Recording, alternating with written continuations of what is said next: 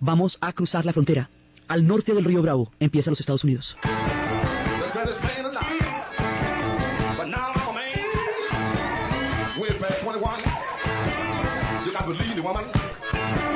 Después de haber recorrido todas las historias del pueblo mexicano, desde las épocas de Tenochtitlán hasta los tiempos ya del Tratado de Libre Comercio, de la era de la internacionalización y de todas las preguntas que se abren sobre la sociedad mexicana, cruzamos la frontera. Y una vez que cruzamos la frontera, ya sea por el lado del río Bravo o por el lado del río Grande, estamos al otro lado. ¿Y ahí qué pasa? Ahí pasa que hay una cantidad de pueblos. Ahí nos encontramos con un país de este gigantesco bloque histórico que es América del Norte. Entonces empezamos por el sur, por toda la parte mexicana, ahora vamos para los Estados Unidos, más adelante terminaremos arriba en el Canadá, en las tierras heladas de Terranova. Entonces, en los Estados Unidos nos vamos a encontrar que eso es un compuesto de pueblos, que son una cantidad de civilizaciones que se fueron encontrando, chocando, confirmando en el tiempo hasta crear una identidad histórica que ya no es ninguna de ellas en particular, sino la suma de todas. Ellos van a crear unos fenómenos de fusión absolutamente particulares que van a dar una cultura completamente distinta. Pero lo primero que uno encuentra al cruzar la frontera son los grandes pueblos de las tribus del sudeste, son los tribus del Caimán. Los pueblos del Caimán son los de la Florida, son los agricultores del Mississippi, son los hombres del sol. Se encuentra uno con el Gran Bosque, los hombres del Castor, que son el nombre de los abuelos y los pueblos del este entre el San Lorenzo y el Hudson, la Liga de las Naciones, las intermediaciones del lago Hurón, los hombres del arroz salvaje, de la tierra amarilla, de los zorros rojos, los algonquinos del sur. En las grandes llanuras, en la pradera, donde están los hombres del bisonte, están los pieles negras, están los cheyennes, los dueños de la llanura, los guerreros de la piedra, los sioux, están los del lago Missouri, los que comen maíz, los del camino ancho. En el sudeste, los hombres de la serpiente, que son los que habitan los desiertos, los kiwas, los rebeldes de la montaña, los agricultores del Arizona. En California están los hombres del ciervo, que son los esteros. En la Gran Cuenca, los hombres del coyote, a orillas del río Colorado. En la meseta, los hombres del salmón, en el corazón de las rocallosas, en las cabezas chatas y los narices hordadas. En las costas del noreste están los hombres de la orca, los escultores de la tuna, los de las ballenas, los de los fructuosos intercambios. En el subártico están los hombres del caribú, los cazadores del Gran Norte. Y en la zona ártica están los hombres de la foca, los cazadores inuits, que ya son cercanos al mundo de los esquimales. Entonces hay una cantidad de pueblos de la pradera.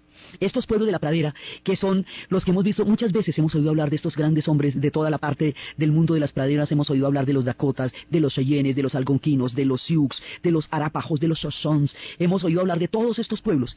Ellos tenían su cosmovisión, tenían su mundo, tenían su historia de muchos siglos, alrededor de los grandes tótems, alrededor del mundo del bisonte, alrededor de la gran pradera salvaje. Allá empieza la historia. Están estos hombres con los que empezamos, estos hombres y estas mujeres, este ganado, este cuero, esta mirada del mundo salvaje que ellos tenían, con sus atrapasueños, con sus espíritus que poblaron todas las praderas y las montañas, estos de las antiguas sabidurías, estos yaquis que también quedaban allá arriba. Todos estos pueblos nos los vamos a encontrar de primera. Esos pueblos que tenían todo su mundo de la pradera van a entrar en un choque de civilizaciones absolutamente brutal con otro pueblo que va a llegar después. O sea, estos hombres de la pradera ahí están, con eso empezamos, ¿sí? Son los originales, los que están ahí, los que habitaban estas tierras desde tiempos ancestrales, a quienes les fueron revelados los espíritus del agua, del viento, del bisonte, del ciervo y de la serpiente. Esos. Estaban esos hombres ahí, y luego huyendo de una guerra gigantesca en Inglaterra, de las guerras de la Reforma, de la Contrarreforma, de las reglas, de las guerras de los protestantes y los católicos, de toda esa cantidad de sangre derramada, de todos esos problemas tan terribles que sucedieron. Hubo quienes deciden cortar lazos con todo lo que significaban esas guerras religiosas, dejarlas atrás y crear un nuevo espacio en un nuevo mundo. Y al llegar estos que van a venir ahora en nuestro relato, empezamos una sucesión de tierra de religiones, porque este país va a ser un país de religiones. Allá va a llegar todo el mundo con su cuento religioso, de una o de otra manera. En un barco que se llama el Mayflower, esta flor de mayo que le dicen, vienen unos peregrinos con la idea de crear una utopía religiosa, donde nadie se meta con ellos, de crear una vida completamente diferente con los ideales religiosos que no se podían practicar en Inglaterra, porque Inglaterra hervía en todo este gigantesco conflicto que fueron las guerras religiosas en el continente. Entonces, porque como diría el maestro Arceniegas, la utopía de los europeos se podía cumplir era en América, porque era solamente en todo este gran continente nuestro que era posible lo que ellos pensaban al otro lado del mar. Entonces llegan los del Mayflower, ahí hacen aparición los ingleses.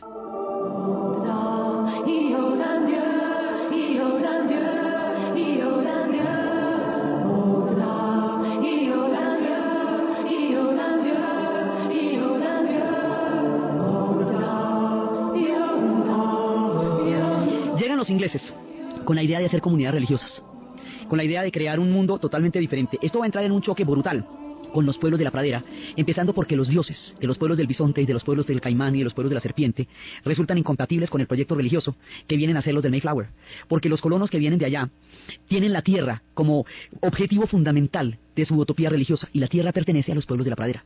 Así que esto va a ser una historia muy tenaz entre unos y otros por el predominio de las tierras, de todas las tierras gigantescas de esa enorme extensión. Entonces ahí vienen ellos. Estos son los que van a fundar las 7 colonias. Estos son los que van a fundar las 13 colonias. Las primeras 13 colonias inglesas. Eventualmente eso se va a convertir en un imperio.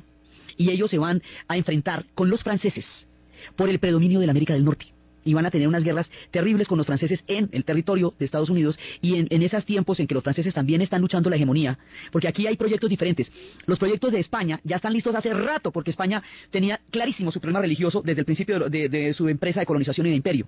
Estos se demoran 100 años en llegar después, mientras se agarran entre ellos, entre los católicos y los protestantes. Cuando llegan, se van a disputar estas tierras también, y se las van a disputar con Francia, y por eso es que allá, en Luisiana, esta va a ser una parte francesa, va a haber una cultura completamente francesa, que va a ser ese lado, y toda la zona del Canadá, más arriba, que conocemos como Quebec. Todo eso es, digamos, lo que le quedó a los franceses, y el resto le va a quedar a los ingleses. Entonces vamos a ver la historia de los ingleses allá, y todo lo que eso significa, y las épocas en que van a ser ellos una potencia hegemónica. Habíamos visto en las épocas de las historias del Caribe, cómo todo el escenario se disputaba en las islas del Caribe. Bueno, pues también se va a disputar en la tierra, en las grandes tierras de la pradera, entre ingleses y franceses, y contra los pueblos del bisonte, contra los pueblos del oso, y contra los pueblos de las focas, y contra los pueblos del salmón. Eso será un choque de civilizaciones que eventualmente terminará con el mundo como lo conocieron los pueblos de la pradera. Eso es una parte de nuestra historia. Más adelante, aquí se va formando, como habíamos visto en los tiempos de los mexicanos también, se va formando una nación que quiere independizarse de los pueblos ingleses, que fueron los primeros que la fundaron, ya cuando están listos. Cuando están listos, entonces va a aparecer un país. Ahí va a aparecer un país, y eso vamos a ver, ese país que va a aparecer, que tiene una condición histórica completamente diferente. Va a crear una constitución en la cual se declara la igualdad de los seres humanos como un principio jurídico legislativo. Esto es completamente novedoso, porque sucede en el momento en que se están gestando las ideas de la Revolución Francesa, en el momento en que se están gestando muchísimas cosas a la vez, pero allá se concreta en términos de ley, y da origen a una nación. Y ese principio de la igualdad va a ser, digamos, una de las semillas del Estado moderno, de los Estados de Derecho, y van a tener leyes móviles, como las que Jefferson plantea, leyes que se puedan ir transformando en la medida en que se cambien las sociedades, principios de democracia, de los que yo llamaba Tocqueville, la América de Tocqueville, que es la que va a tener este cuerpo de doctrina como el fundamento de la nación. Entonces, por un lado, están todas esas ideas, primero expresadas en la Constitución de Virginia y luego convertidas ya en la fuerza de la ley de una nación. Eso es, digamos, parte de lo que va a pasar, que está sucediendo al mismo tiempo con toda la formación de lo que son los conceptos del individuo. Esta sociedad trae el individuo como uno de los conceptos fundamentales que tienen ellos.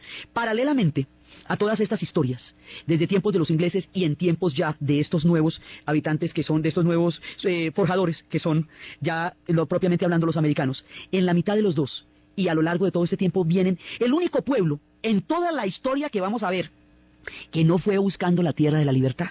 Todos los demás pueblos, a medida que nos vayamos encontrando con este compuesto de gente, vienen buscando la libertad, ya sea la libertad religiosa, como en el caso de los peregrinos de Mayflower, ya sea la libertad de las guerras, o ya sea las oportunidades por las hambrunas, como veremos más adelante cuando llegan los irlandeses. Bueno, ya cualquiera que sea la idea, todo el mundo va a ir a estas tierras de fronteras ilimitadas a buscar lo que en su tierra no tiene.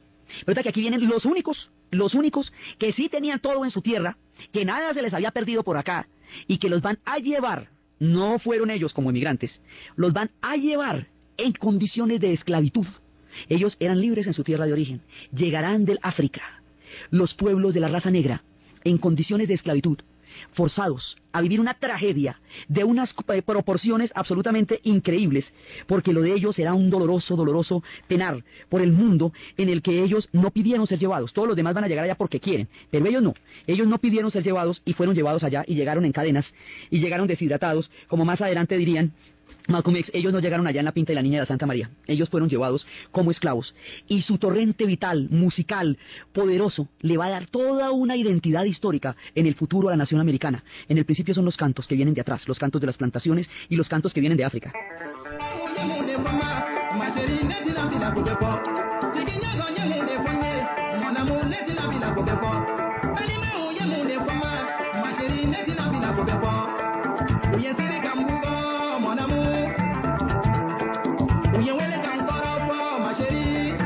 Estos pueblos que vienen del África van a solucionar la tragedia a través de la música, como todos los pueblos que fueron llevados como esclavos a los diferentes rincones del mundo van a solucionar a través de la música su tragedia, y cada uno lo va a solucionar de una manera diferente.